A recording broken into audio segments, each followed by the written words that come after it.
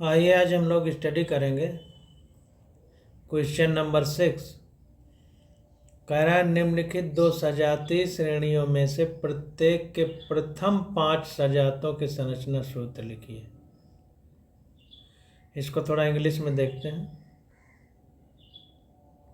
कह रहा है draw formulas for the first 5 members of each homologous series beginning with the following compounds. तो ये देखिए जो कंपाउंड है इनके पहले के 5 सजातीय जो भी सीरीज में आएंगे उन कंपाउंड के हमको नाम लिखना है। ये हमसे पूछा जा रहा है। बिगिनिंग सीरीज ये है, इसके बाद जो बनेंगे उनके 5 लिखना है। निम्नलिखित दो सजातीय श्रेणियों में से प्रत्येक के प्रथम 5 सजातों के संरचना सूत्र लिखिए। यानी जो ये है इसके बाद आगे जो आएंगे उनके लिखना है। तो यहाँ पर देखिए जैसे HCOOH है, यहाँ पर हमने लिखा है HCOOH। तो COOH हमारा एक एसिड वाला ग्रुप है और एसिड के लिए हम लोग ओइक एसिड लिखते थे। जब हम उनका नाम लिखते थे तो ओइक एसिड, तो चूंकि एक कार्बन है इसलिए मेथेनोइक एसिड हो जाएगा। फिर यहाँ पर हाइड्रोजन हटा के एक CH3 ग्रुप लगा देंगे तो एथेनोइक हो जाएगा। CH3 CH2 ग्रुप लगा देंगे तो प्रोपेनोइक एसिड हो जाएगा। इसी तरह से CH3 CH2 CH2 यानी एक एक कार्बन की चेन बढ़ाते चले जाएंगे तो ब्यूटेनोइक एसिड हो जाएगा। फिर CH3 CH2 CH2 CH2 COOH तो ये पेंटेनोइक एसिड हो जाएगा। तो ये एसिड है, ये कीटोन है हमारा। तो इसी प्रकार कीटोन के लिए नॉन हम लोग वर्ड यूज करते थे। तब जैसे ये है तो इसके लिखना है हमको। तो यहाँ पर देखिए पहला हमने लिख लिया जैसा था, तो प्रोपेन टू ऑन हो गया। इसको अगर हम उस तरह लिखेंगे तो संरचना ये बनेगी CH3 C double bond O CH3। ये 3 कार्बन की चेन है, 1 2 3। अब दूसरे नंबर पर कीटोन ग्रुप लगा हुआ है, फंक्शनल ग्रुप, इसीलिए 3 कार्बन की श्रृंखला है और सब जगह सिंगल बॉन्ड है तो प्रोपेन हो जाएगा। दूसरे कार्बन पर कीटोन है तो 2 ऑन हो जाएगा। इस तरह लिखते हैं। अब देखिए इसको भी आगे हम लोग कार्बन की श्रृंखला बढ़ाते चले जाएंगे। 5 तक लिखना है इसके आगे, ये बेसिक है हमारा।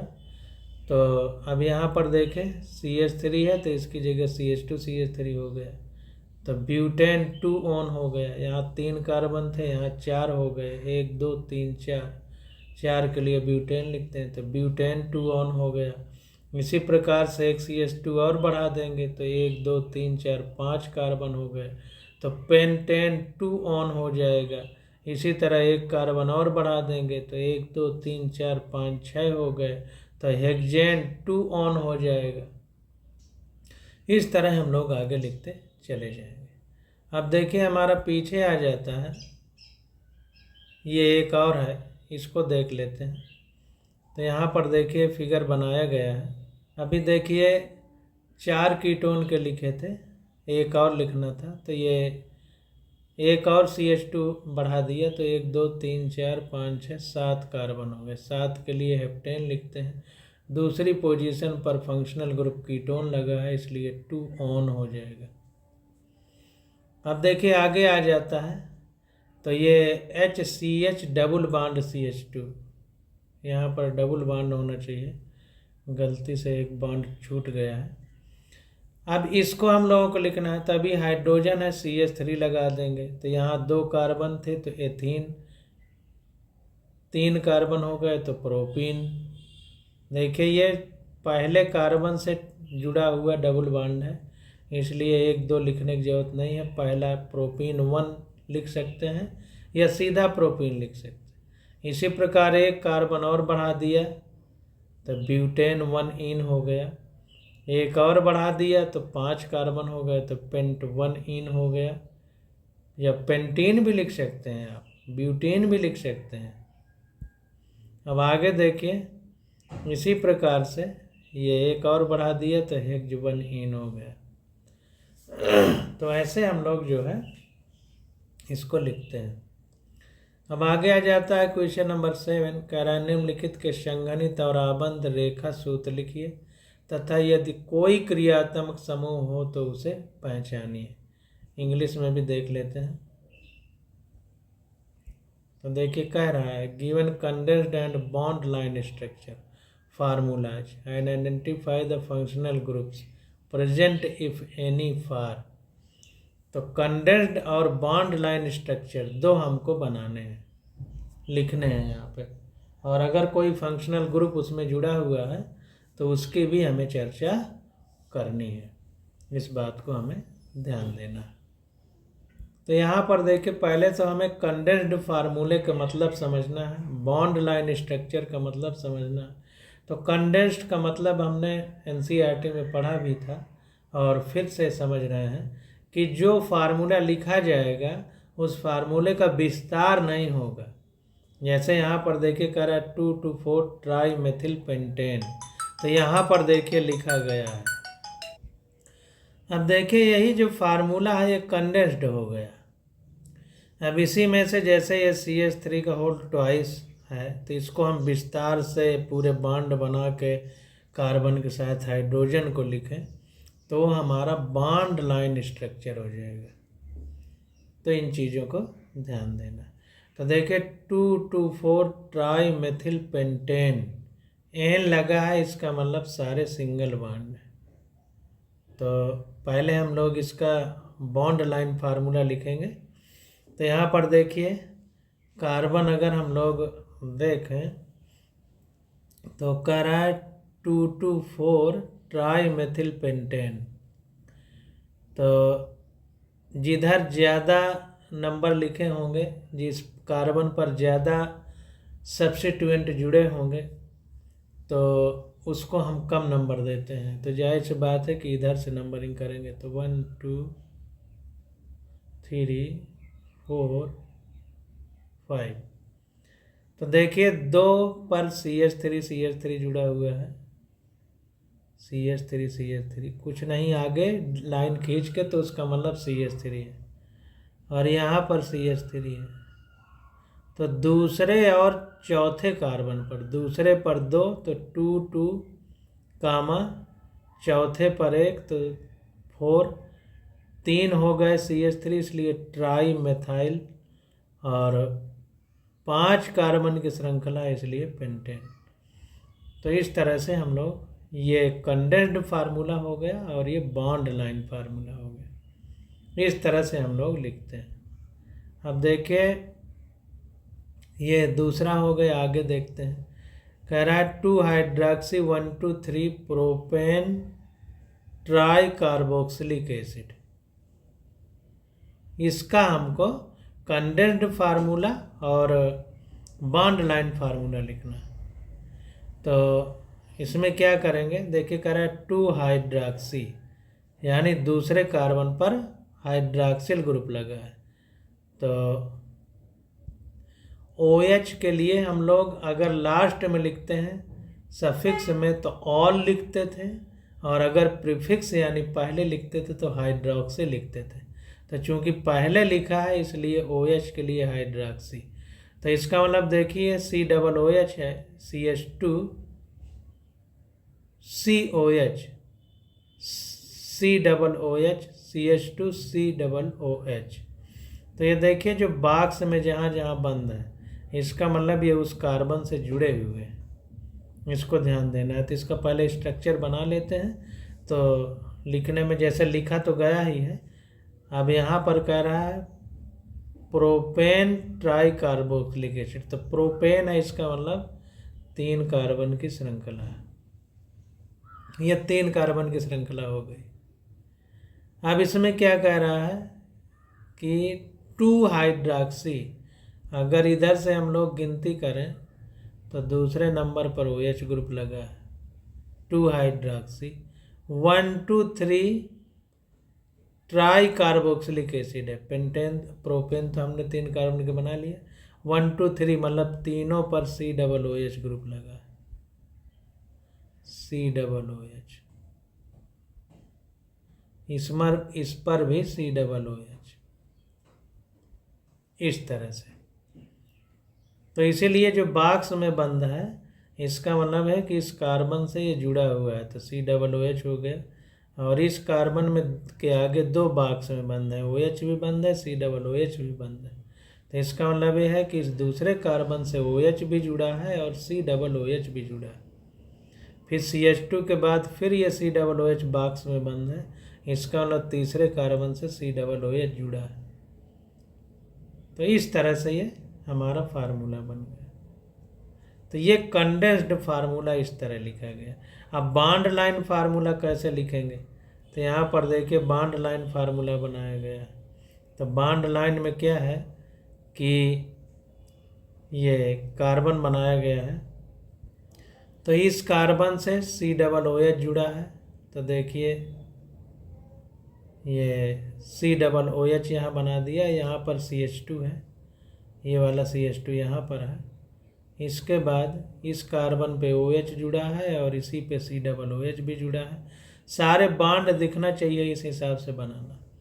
जैसे COOH बनाना है तो C के साथ डबल बॉन्ड में ऑक्सीजन रहेगी और सिंगल बॉन्ड में OH रहेगा। तो इस तरह बना दिया।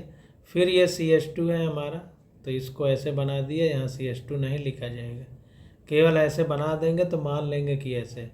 जैसे यहाँ पर देखिए सिर्फ लकीर खींच दी गई थी, तो हम ये मान लिए कि आगे CH3 है, इसलिए उसको लिखा नहीं गया है। यहाँ बीच में CH2 है, इसलिए उसको लिखा नहीं गया है। तो इसी प्रकार से COOH इस कार्बन से जुड़ा है, तो COOH यहाँ पर जोड़ दिया। तो ये हमारा कंडेंस्ड फार्मूला हो गया बॉन्ड लाइन।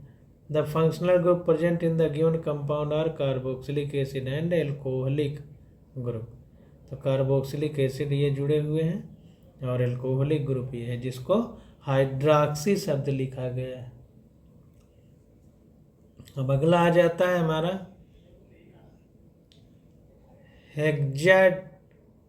हेक्सेन डाई अल। अल वर्ड यूज करते थे एल्डिहाइड के लिए, CHO। तो कह रहा है हेक्सेन, तो सबसे पहले हम लोग क्या करेंगे, 6 कार्बन की श्रृंखला बना लेंगे और सब सिंगल कार्बन है, अरे सिंगल बॉन्ड वाले हैं क्योंकि हेक्सेन लिखा है। 1 2 3 4 5 और 1 6, तो 6 कार्बन की हमारी श्रृंखला हो गई। कह रहा है हेक्सेन डाई अल, 2 CHO ग्रुप जुड़े हुए हैं। अल का मतलब CHO एल्डिहाइड ग्रुप, तो 2 एल्डिहाइड ग्रुप इसमें जुड़े हुए हैं, इस बात को समझना। अब यहाँ पर देखिए नाम से बहुत गंभीरता से इस बात को समझना है कि नाम है हेक्सेन डाई अल। अब 1 2 3 कोई कार्बन का नाम नहीं दिया है, इसका मतलब ये जो अल है यानी CHO ग्रुप है, ये दोनों जो है पहले मतलब अगर एक ही कार्बन से जुड़े होते तो 1 डाई अल लिखता, लेकिन केवल डाई अल लिखा है। इसका मतलब कि इधर से अगर गिनती करें तो 1 आएगा, तो एक एल्डिहाइड इधर जुड़ा है, अगर इधर से गिनती करें तो 1 आएगा, तो एक एल्डिहाइड इधर जुड़ा है। क्योंकि नंबर हमको नहीं बता रहा है, सिर्फ हेक्सेन डाई अल कह रहा है, तो इसका मतलब पहले कार्बन पे एक एल्डिहाइड जुड़ा है और इसके बाद यहाँ पर। तो यहाँ पर देखिए 4 कार्बन तो बीच वाले हो गए और लास्ट वाले कार्बन में CHO ग्रुप हो जाएगा, इधर लास्ट वाले में CHO हो जाएगा, तो ये हेक्सेन डाई अल का कंडेंस्ड फार्म हो जाएगा। और यहाँ पर देखिए बॉन्ड लाइन बनाया गया, इधर CHO ग्रुप जुड़ा है, इधर CHO, बीच में CH2 ये सब जुड़े हुए हैं। तो the functional group present in the given compound is aldehyde CHO। तो चूंकि अल लगा है इसलिए एल्डिहाइड ग्रुप ही होगा। अब देखिए क्वेश्चन नंबर 8 आ जाता है, कह रहा है निम्नलिखित यौगिकों में क्रियात्मक समूह पहचानिए। क्रियात्मक समूह हमें पहचानना है, तो जाहिर सी बात है कि सारे क्रियात्मक समूहों के बारे में हम लोग पढ़ चुके हैं, तो इसको देखते हैं और समझने का प्रयास करते हैं। तो देखिए CHO लगा हो तो ये एल्डिहाइड है, OH लगा हो तो ये फिनोलिक हाइड्रॉक्सिल है। देखिए जब बेंजीन से लगा है तो फिनोलिक हाइड्रॉक्सिल है, वैसे हाइड्रॉक्सिल समूह है, लेकिन चूंकि बेंजीन से लगा है तो बेंजीन में अगर OH लगा दिया जाए तो हम लोग फिनाल उसका नाम देते हैं, तो इसलिए फिनोलिक हाइड्रॉक्सिल है। अब यहाँ पर देखिए ओ यमी का मतलब मिथेन जैसे, तो OCH3 होगा। तो जब भी कहीं बीच में अगर ऑक्सीजन आ जाता है ऐसे, इधर कोई चीज़ जुड़ी हो, इधर कोई चीज़ जुड़ी हो, तो ये जब बीच में ऑक्सीजन आ जाता है, इधर एक सिंगल बॉन्ड हो, इधर एक सिंगल बॉन्ड हो, तो इसे हम लोग ईथर कहते थे, ईथर। अब चूंकि बेंजीन से जुड़ा है इसलिए फिनोलिक ईथर। अब ये मिथिल ग्रुप जुड़ा है तो फिनोलिक ईथर हो गया। तो ये एल्डिहाइड ग्रुप है, फिनोलिक हाइड्रॉक्सिल ग्रुप है, फिनोलिक ईथर ग्रुप है। सब NCERT में हम लोग पढ़ चुके हैं। अब देखें यहाँ पर NH2 जुड़ गया है, तो NH2 चूंकि 1 बॉन्ड है इसलिए 1 डिग्री अमीनो लिखा है। अगर जो है NH2 की जगह NH हो जाता तो 2 बॉन्ड फ्री हो जाते, तो 2 डिग्री अमीनो हो जाता। अगर ये भी H हट जाता तो N के साथ 3 बॉन्ड हो जाते, तब 3 डिग्री अमीनो लिखते। और चूंकि बेंजीन के साथ जुड़ा है तो बेंजीन हमारा एरोमेटिक कंपाउंड के अंतर्गत आता है, आगे पढ़ेंगे, तो इसलिए एरोमेटिक वर्ड यूज किया है। तो अमीनो ग्रुप तो है लेकिन एरोमेटिक वाला है, बेंजीन के साथ जुड़ा है। अब देखें यहाँ पर C डबल बॉन्ड O इस तरह जुड़ता था, इसे ईस्टर ग्रुप कहते थे। इसको थोड़ा NCERT में देख लेते हैं। तो देख क्या लिया जाए, सारी चीज़ें तो हम लोग पढ़ ही चुके हैं, बार बार उसको रिपीट करने का कोई मतलब नहीं है। तो इस प्रकार से ये ईस्टर ग्रुप हो गया। फिर CH2 यहाँ पर N, C2H5। अब यहाँ पर देखिए जैसा हमने आपको ऊपर बताया कि 2 हाइड्रोजन है तो 1 डिग्री है, दोनों और हट जाएं तो इनकी जगह कोई ग्रुप जुड़ सकता है, तो 3 डिग्री अमीनो हो जाएगा। तो यहाँ पर देखिए 3 डिग्री अमीनो है, क्योंकि नाइट्रोजन की तीनों वैलेंसी से कोई न कोई सब्स्टिट्यूएंट जुड़ा हुआ है, तो इसलिए 3 डिग्री अमीनो हो गया। अब देखें इसकी अगर बात देखें तो यहाँ पर देखें CH2 डबल बॉन्ड CH2, ये डबल बॉन्ड है यहाँ पर, तो हम लोग डबल बॉन्ड वाले को एथीन बोलते थे और ट्रिपल बॉन्ड वाले को एथाइन बोलते थे अगर 2 कार्बन होते थे। तो ये एथिलीनिक डबल बॉन्ड है, एथिलीनिक, क्योंकि ethene CH2 double bond CH2 जो होगा वो एथीन कहलाता था। CH ट्रिपल बॉन्ड CH जो होता था उसको एथाइन कहते थे, तो इसलिए एथिलीनिक डबल बॉन्ड। अब ये जो है N, ये पॉजिटिव है, डबल बॉन्ड O, और यहाँ पर सिंगल बॉन्ड O, ये नेगेटिव चार्ज है, ये हमारा नाइट्रो ग्रुप है, इसलिए यहाँ पर नाइट्रो लिखा हुआ है। अब थोड़ा सा ध्यान दे रहे हैं कि ऐसा लिखा क्यों गया है, ऐसा बनाया क्यों गया है, तो इसको समझ लेते हैं। तो देखिए नाइट्रोजन में 7 इलेक्ट्रॉन होते हैं, इसको बनाएंगे तो 2,5 आएगा, कई बार बता चुके हैं। तो 5 ये जो बाहरी कक्षा के इलेक्ट्रॉन हैं यही बॉन्ड बनाने में हेल्प करेंगे। तो देखिए 2 इलेक्ट्रॉन तो यहाँ पर यूज हो गए, 2 इलेक्ट्रॉन, 1 इलेक्ट्रॉन यहाँ पर यूज हो गया, 3। अब यहाँ पर क्या है कि जो ये बॉन्ड बना है तो 2 इलेक्ट्रॉन नाइट्रोजन के पास अभी एक्स्ट्रा बचे, 2 यहाँ यूज हो गए, 1 यहाँ, 2 बचे क्योंकि 5 हैं उसके पास। तो इसको बनाने में इस तरह भी हेल्प कर सकता है, ये ऑक्सीजन बन गया। ये दोनों अपने इलेक्ट्रॉन ऑक्सीजन के साथ साझा कर लें, एक बॉन्ड ये है, दोनों इलेक्ट्रॉन साझा करेंगे तो एक कोऑर्डिनेट बॉन्ड बन जाएगा। और एक चीज़ ये भी हो सकती है कि ये अपना इलेक्ट्रॉन इसको दे दे बॉन्ड बनाने के लिए, अगर ये दे देगा तो इसमें एक इलेक्ट्रॉन की कमी आ जाएगी। तो कमी आने के लिए क्या दर्शाते थे, पॉजिटिव यहाँ पर दर्शाते थे, और जिसको दिया है उसके लिए निगेटिव दर्शाते थे।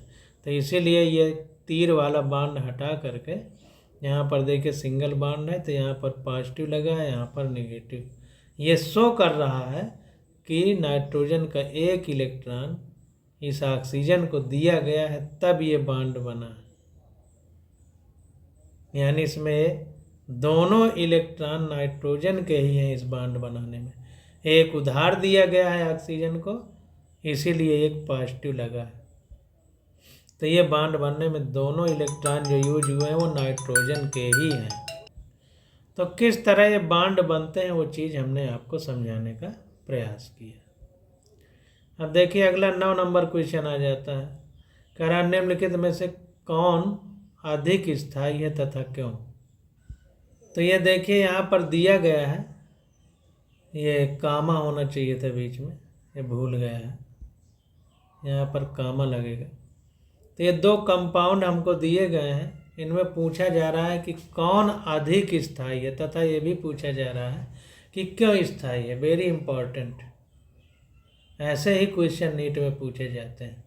तो यहाँ पर ध्यान देना है कि देखिए जो ये NO2 है हमारा, तो इसको अगर हम लिखें तो जैसा हमको पता है N डबल बॉन्ड हो, ये इस तरह से बनेगा, ये पूरी चेन ऐसे जुड़ जाएगी।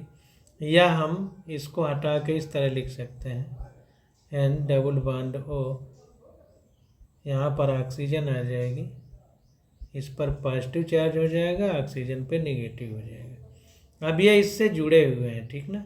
अब ध्यान दीजिए कि यहाँ पर हमने आपसे बताया था FON, सबसे ज़्यादा इलेक्ट्रोनिगेटिव हमारा आवर्त सारणी में फ्लोरीन है, फिर ऑक्सीजन है, फिर हमारा नाइट्रोजन है। ये चीज़ हमको पता है। तो इसमें क्या होगा कि यहाँ पर देखिए 2 ऑक्सीजन जुड़े हुए हैं, इधर नाइट्रोजन भी है और 2 ऑक्सीजन भी जुड़े हैं, ये डबल देखिए रोल अदा कर रहे हैं। तो ये ऑक्सीजन तो जुड़ा है लेकिन ये अकेला है, इधर 2 ऑक्सीजन भी हैं और नाइट्रोजन भी है। तो बहुत ज़्यादा इलेक्ट्रोनिगेटिव विद्युत ऋणात्मकता का प्रभाव होगा, जिस कारण से क्या होगा, ये पूरी चेन के इलेक्ट्रॉन को अपनी ओर खींचेगा। इसलिए तीर देखिए इधर को लगा, जब तीर इधर को लगा है तो जब ये इलेक्ट्रॉन को अपनी ओर खींचेगा इधर, तो इलेक्ट्रॉन हल्का सा इधर को शिफ्ट होगा। देखिए इंग्लिश वाले बुक में यहाँ ऑक्सीजन पे निगेटिव चार्ज है, ऑक्सीजन पे निगेटिव है, ये हिंदी वाली में नहीं दिख रहा है। यहाँ पर निगेटिव चार्ज होना चाहिए, तो यहाँ पर देखिए लगाया है। तो क्या होगा, ये NO2 ग्रुप जो है ये इलेक्ट्रॉन को अपनी ओर खींचेगा, तो ये पूरा इधर शिफ्टिंग होगी। तो देखिए जब इधर को इसकी ज़्यादा इलेक्ट्रोनिगेटिविटी होगी, यानी इलेक्ट्रॉन को खींचने वाला ग्रुप है, इसे अंग्रेजी में इलेक्ट्रॉन विथड्राइंग ग्रुप कहते हैं। तो इलेक्ट्रॉन को खींच रहा है यानी -I प्रभाव है इसका। तो जो ये निगेटिव चार्ज यहाँ पर है, ये सब जगह यहाँ पर धीरे धीरे थोड़ा थोड़ा डिस्ट्रीब्यूट हो जाएगा। तो जाहिर सी बात है इसकी पोलैरिटी कम होगी, ध्रुवता कम हो जाएगी। तो ये निगेटिव चार्ज जब पूरे में डिस्ट्रीब्यूट होगा थोड़ा थोड़ा, तो जाहिर सी बात है कि ध्रुवीय से अध्रुवीय कंपाउंड ज़्यादा स्थायी होते हैं। तो इसकी ध्रुवता में चूँकि कमी आएगी, निगेटिव चार्ज डिस्पर्स हो जाएगा, परिक्षेपण हो जाएगा उसका इस कंडीशन में। और इस कंडीशन में क्या होगा, ऑक्सीजन की इलेक्ट्रोनिगेटिविटी ज़्यादा है, तो इनके भी इलेक्ट्रॉन खींच के इसको और ज़्यादा ध्रुवीय बना देगा। देखिए इधर को तीर लगाया गया है। तो यहाँ पर ध्यान देना है कि इसका प्रभाव -I इफेक्ट का है, इसका +I का है। यानी ये इलेक्ट्रॉन खींच के सब जगह पॉजिटिव उत्पन्न कर देगा। तो इधर तो निगेटिव है ही, और इलेक्ट्रॉन खींच देगा तो यहाँ पर पार्शियली पॉजिटिव उत्पन्न होगा, यहाँ पर पार्शियली पॉजिटिव उत्पन्न होगा। तो 2 ध्रुव बनेंगे तो और ये कंपाउंड अस्थायी हो जाएगा।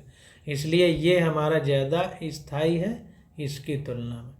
तो वही कह रहा है कि ये कंपाउंड इसकी तुलना से अधिक स्थायी है, क्योंकि NO2 का -I प्रभाव होता है, -I।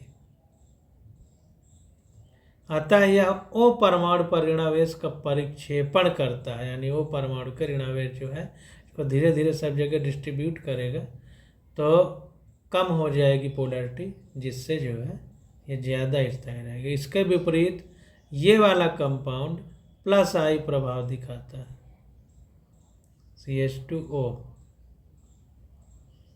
+I प्रभाव होता है। अतः यह ऋणावेश की तीव्रता बढ़ाकर इसे अस्थायी करता है, इसकी इंटेंसिटी बढ़ा देगा प्लस निगेटिव चार्ज की, जिससे ये अस्थायी हो जाएगा। अब क्वेश्चन नंबर 10 देखते हैं। कह रहा है निकाय से आबंधित होने पर एल्किल समूह इलेक्ट्रॉन दाता की तरह व्यवहार प्रदर्शित क्यों करते हैं, समझाइए। थोड़ा इंग्लिश में देख लेते हैं। कह रहा है explain why alkyl group act an electron donor when attached to a pi system. जब हमारा एल्किल ग्रुप किसी पाई सिस्टम से जो है जुड़ जाता है तो वो इलेक्ट्रॉन डोनर की तरह क्यों एक्ट करता है, इलेक्ट्रॉन दाता की तरह क्यों एक्ट करता है, ये हमको बताना है। तो वही कह रहा है निकाय से आबंधित होने पर एल्किल समूह इलेक्ट्रॉन दाता की तरह व्यवहार प्रदर्शित क्यों करते हैं, समझाइए। निकाय मतलब सिस्टम। तो यहाँ पर देखिए एल्किल समूह इलेक्ट्रॉन दाता की तरह इसलिए व्यवहार करते हैं क्योंकि अतिसंयुग्मन यानी हाइपर कॉन्जुगेशन यहाँ पर होने लगता है। तो अतिसंयुग्मन यानी हाइपर कॉन्जुगेशन के कारण निकाय से आबंधित होने पर एल्किल समूह इलेक्ट्रॉन दाता की तरह व्यवहार प्रदर्शित करते हैं या कार्य करते हैं, जैसा कि नीचे प्रदर्शित है। तो यहाँ पर देखिए जैसे ये एथिलीनिक जो नाम दिया गया था ये ग्रुप है, इसके साथ ये CH3 जुड़ा हुआ है। तो इसमें क्या होता है, देखिए रिजोनेंस वाला जैसे हम लोग साइन बनाते थे वैसे यहाँ भी बनाया गया। मतलब इस तरह भी हो सकता है ये कंपाउंड, इस तरह भी हो सकता है, इस तरह भी, इस तरह भी, जितने रूपों में हो सकता है उसको प्रदर्शित किया गया। तो यहाँ पर देखिए अगर ये बॉन्ड टूट जाएगा तो यहाँ पर H+ बन जाएगा और इस बॉन्ड के इलेक्ट्रॉन यहाँ पर डबल बॉन्ड बना देंगे। तो ये स्ट्रक्चर की बजाय ये स्ट्रक्चर भी हो सकता है। अब ध्यान देना जब ये हाइड्रोजन टूटेगा तो इस बॉन्ड के 2 इलेक्ट्रॉन फ्री होंगे तो यहाँ डबल बॉन्ड बनेगा।